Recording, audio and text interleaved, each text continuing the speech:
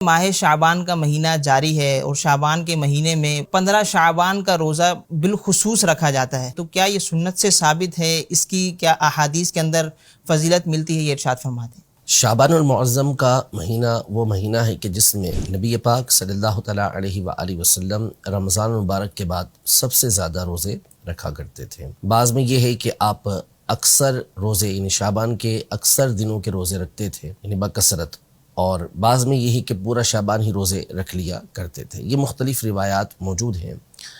تو یوں شعبان المعظم کے مہینے کے اندر جو روزہ رکھنا ہے یہ تو احادیث صحیحہ سے ثابت ہے، نبی پاک صلی اللہ علیہ وسلم کا عمل اس میں ثابت ہے۔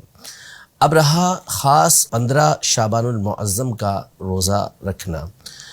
تو اس حوالے سے بھی ایک حدیث مبارکہ جو سنن ابن ماجہ کے اندر موجود ہے، اور اس میں باقاعدہ نبی پاک صلی اللہ تعالیٰ علیہ وآلہ وسلم نے 15 شعبان المعظم کے حوالے سے یہ ارشاد فرمایا کہ جب 15 شعبان کی رات آئے، جس کو ہم شب براءت کہتے ہیں، تو اس رات کے بارے میں فرمایا کہ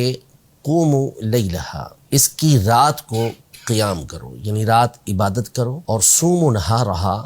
اور اس کے دن میں روزہ رکھو۔ تو خاص اس دن کے حوالے سے نبی پاک صلی اللہ علیہ وسلم نے روزہ رکھنے کا حکم ارشاد فرمایا۔ اگرچہ کہ سند کے اعتبار سے اس حدیث پر کلام کیا گیا ہے، ایسے ضعیف کہا گیا ہے، لیکن جس طرح اصول محدثین کی روشنی میں اس حدیث کو ضعیف قرار دیا گیا ہے، یوں ہی محدثین کے اصول کی روشنی میں یہ بات بھی بالکل واضح ہے کہ فضائل اعمال کے اندر جہاں پر کسی عمل کی فضیلت آئی ہو، ترغیب دی گئی ہو، تو اس میں ضعیف حدیث پر عمل کرنا یہ بالکل جائز اور مستحب کام ہوتا ہے۔ تو نبی پاک صلی اللہ تعالیٰ علیہ وآلہ وسلم کی اس حدیث مبارکہ کی روشنی میں خاص 15 شعبان کا روزہ رکھنے کا حکم بھی ہوا، اور اس رات قیام کرنے کا یعنی عبادت کرنے کا بھی حکم ہوا، اور ویسے بھی دیگر احادیث طیبہ جو صحیح ستہ کے اندر موجود ہیں، صحیح حدیثیں ہیں،